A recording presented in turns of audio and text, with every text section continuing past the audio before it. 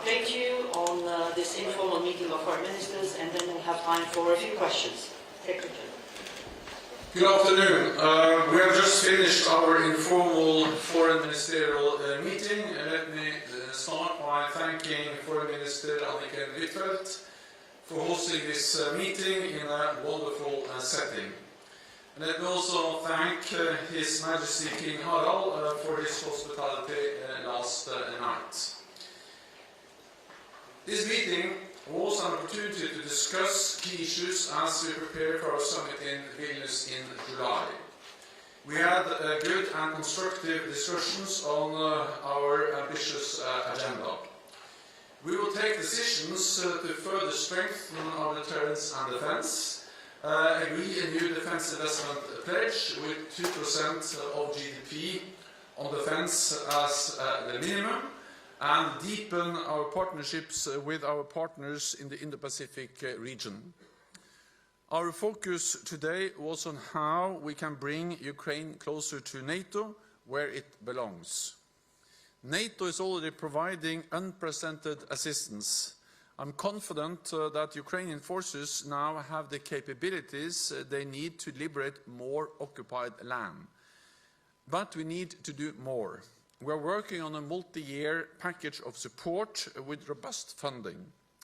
This will ensure Ukraine's deterrence and defense for the longer term, help rebuild its security and defense sector, and transition Ukraine from Soviet-era doctrine, equipment and training to full interoperability with NATO.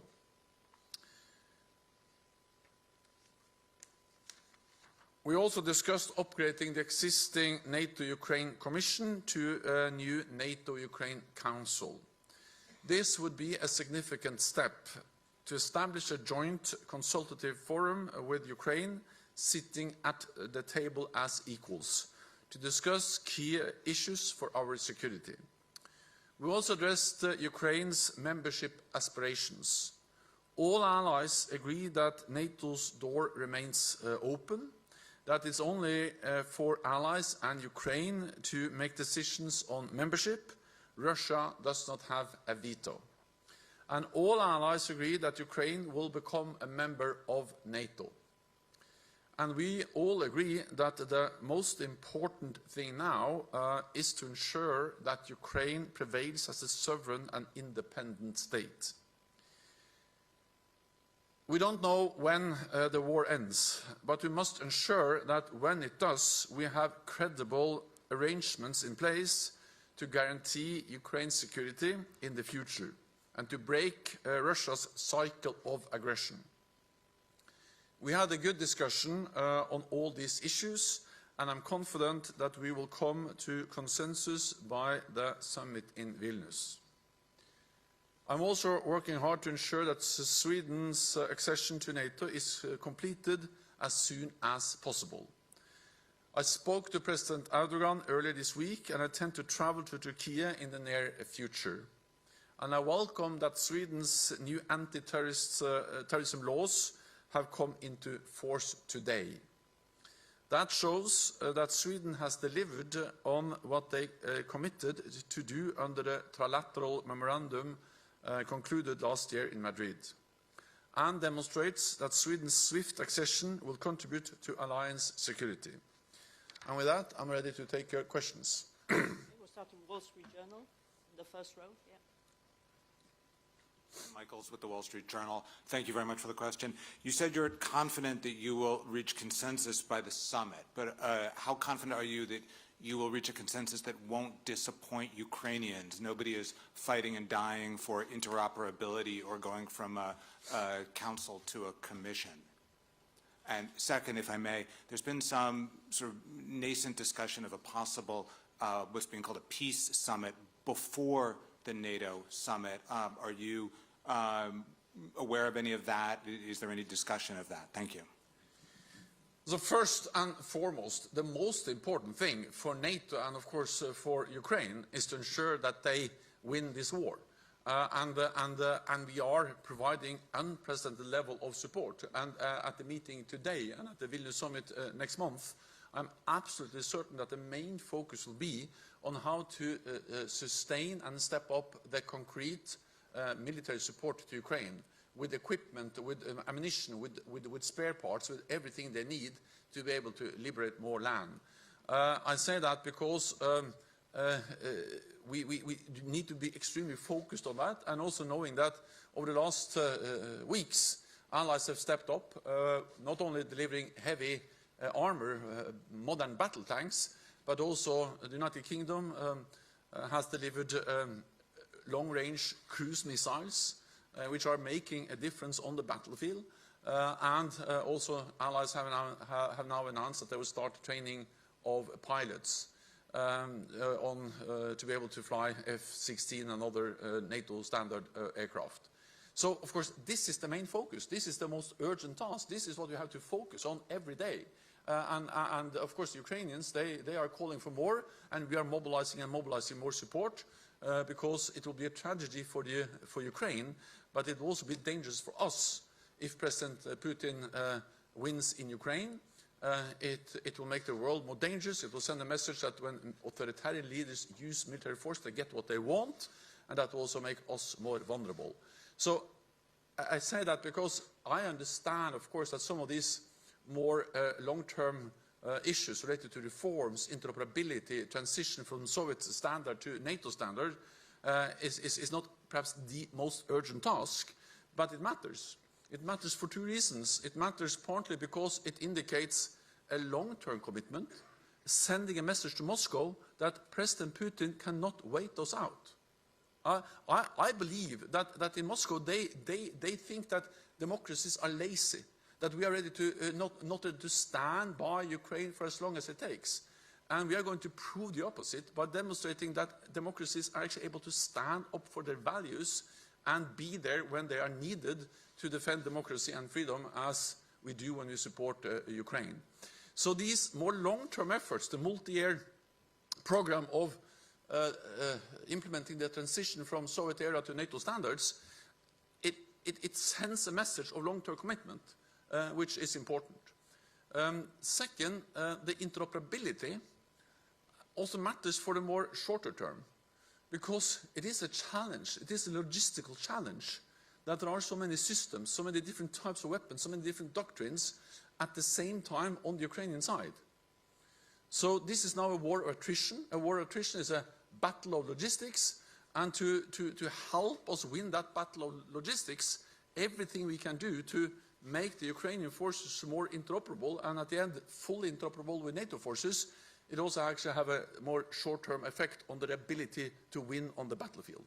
So, for me, there is absolutely no contradiction between being focused on the urgent need for military support and the more long-term commitment. Also because the long-term commitment sends a message to Moscow that President Putin cannot wait us out. The second question I've forgotten. Well, also we welcome efforts to find a peaceful solution, but of course we support the Ukrainian initiatives, the plans put forward by President Zelensky, and I will leave it to President Zelensky and to the Ukrainians to decide the formats and the conditions for any peace talks and political dialogue. And okay.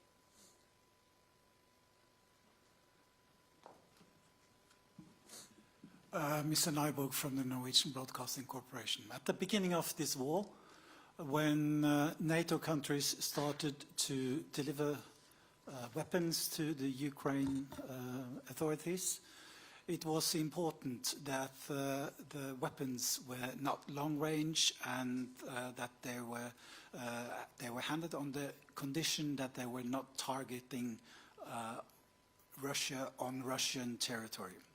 Now asked on what's your reaction to possible Ukraine attacks on Russian soil, your answer is the Ukrainians has the right to defend itself. There is a change of tone, and what has changed?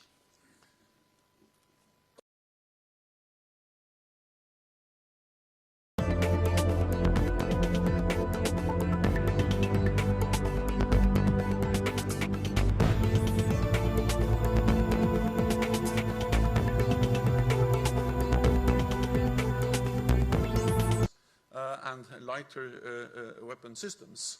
Then gradually we moved into delivering heavy artillery. Then not only light and man-held air defense systems, but also more heavier and advanced air defense systems like the NASAMS and the Patriots.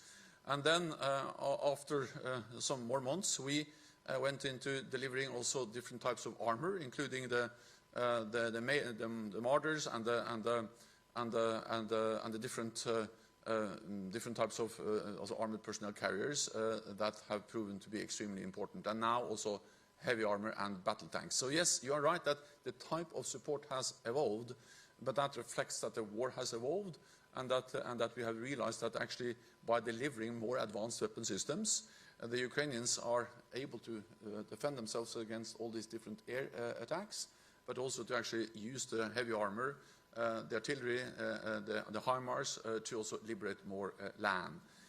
But fundamentally, the message is the same, that NATO and NATO allies are not party to the conflict. We help Ukraine to defend itself. That's right, enshrined in the UN Charter, and we'll continue to support Ukraine upholding that right. Reuters. Thank you. Sabine Siebold with Reuters. Secretary General, could you tell us whether ministers have agreed to hand Ukraine in Vilnius any kind of a roadmap for NATO accession? And you were talking about the framework of security guarantees. Could you work out a little bit on that one? Who should issue these security guarantees, and when should they take effect? Thank you. So first of all, this was an informal meeting. We didn't make any decisions, but we discussed, and it's always useful to have all the allies and also Sweden around the same table. The Ukrainians are able to defend themselves against all these different air attacks. Actually use the heavy armor, the artillery, the HIMARS to also liberate more land.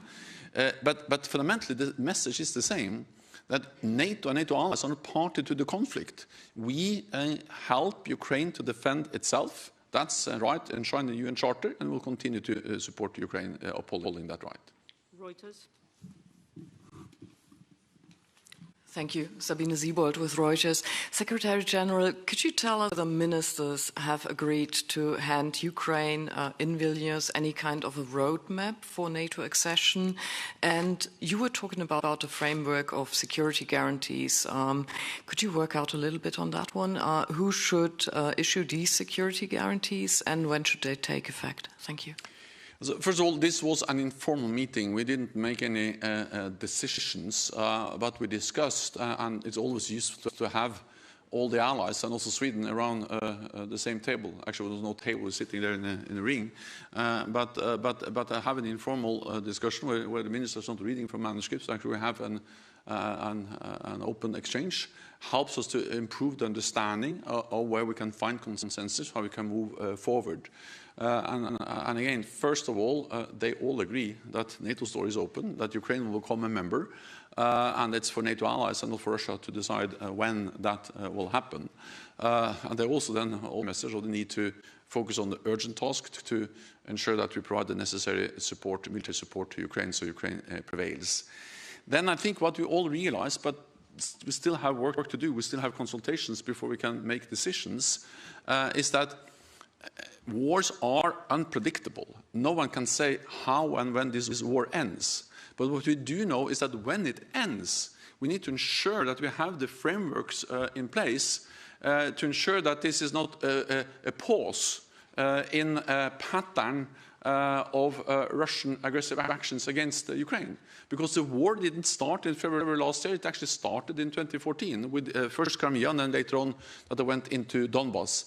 And we need to stop this vicious circle of aggression against Ukraine because we need to be sure that what happens after is some kind of end, that Russia reconstitute, rest, and then regroup, and then attack again in some months or some years. And to ensure that we actually stop it there, we need to provide long-term military support to Ukraine, multi-year programs, as we have discussed, but also look into what kind of frameworks that we can establish to provide the necessary guarantees that President Putin is not able once again to attack Ukraine. The details, how this will be done, what kind of mechanisms, that remains to be decided. But the idea of preventing history from repeating itself, preventing President Putin from continue to be able to chip away at European security, that's the aim, and then we discuss the means to achieve that. Swedish Radio.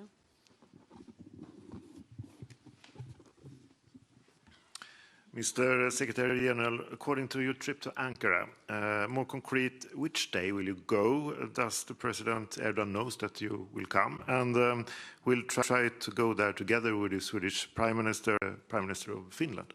Thank you. Well, I'm invited by the President, so our staffs are now looking into the practicalities on the exact dates. I spoke with him 2 days ago, President Erdogan. And one of the things we then agreed that I should go once again to Ankara. I went there also this fall to Istanbul, spent some days there to discuss how to make progress, and also different phone calls and meetings has enabled us to make progress. Partly, first of all, actually to have the decision in June last year to invite Finland and Sweden, which was a big decision that we all made together, also President Erdogan last summer. Since then, I have been in close and constant contact with the political leadership in Ankara, my staff. We have this permanent mechanism that meets also regularly, and then we agreed on the way forward, and also to ensure the ratification of Finland, and now there has been a period of elections in Turkey, so then the contacts have not been so close and so intensive. But since now the elections are over, I think it's important to then restart the dialogue and the process. The plan is for me to go alone, but I'm absolutely certain that there will be other formats also to engage with the Swedish political leadership, and of course we also stay in very close contact with Stockholm. I spoke with the Swedish Foreign Minister here at the NATO Ministerial, and of course we'll stay in close contact with Stockholm.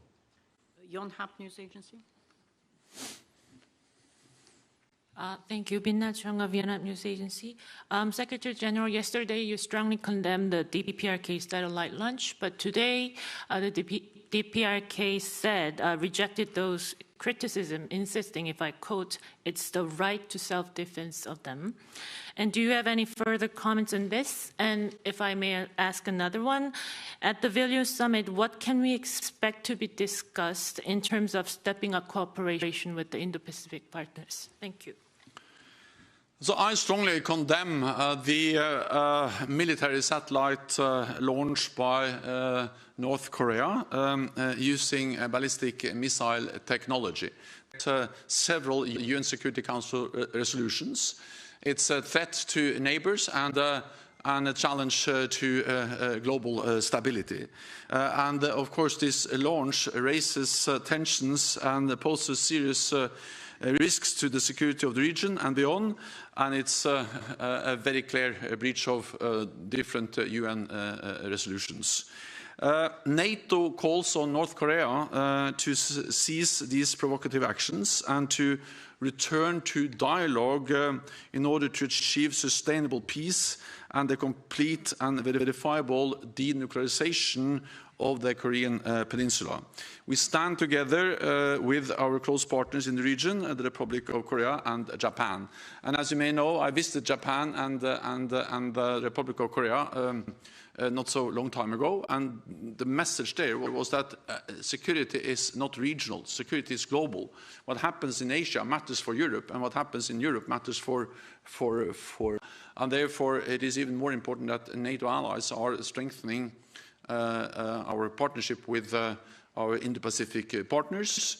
For the second time in our history, we'll have all the leaders of the 4 Asia-Pacific partners, Australia, New Zealand, Japan, South Korea, attending our summit in Vilnius. and we've also seen that there has been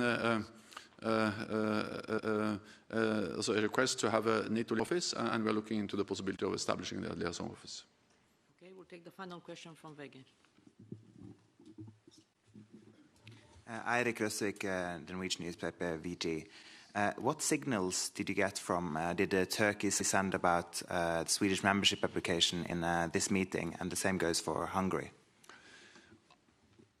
So I will be careful in my speaking on behalf of allies, but in general I can say that Turkey has expressed that they are supportive of Swedish membership. And Turkey stand by the decision they made together with other allies to invite Sweden. Of course, and when you invite Sweden to become a member, the purpose is to make Sweden a full member. Then in the run-up to that decision last summer, Turkey raised some legitimate security concerns related to the fact that no other ally has suffered more terrorist attacks than Turkey. And then we addressed them and looked into how can we further strengthen what NATO does, but also what NATO allies do to work together with Turkey to fight terrorism, including organizations which are recognized as terrorist organizations also by Sweden, by the European Union, for instance, the PKK. And then we agreed this trilateral memorandum that outlines need for more exchange of intelligence, information, working more closely together, but also where Sweden made it clear that they're going to enhance their legislation on terrorism. And all of this is now implemented. Sweden, as of today, has put in force new legislation, strengthening the tools they have to fight terrorism. We have established a mechanism where we actually now exchange more information and intelligence. So my message is that Sweden has delivered. Therefore, the time has come to ratify Sweden, and I'm working hard to ensure that that happens as soon as possible. When it comes to Hungary, we have no indication that they have changed their position, that they will not be the last to ratify. So when Turkey ratifies, I'm absolutely certain that also, I'm confident that also Hungary will do that, because they have said it before. Thank you very much, colleagues. That's all we have time for. Thank you. Thank you so much.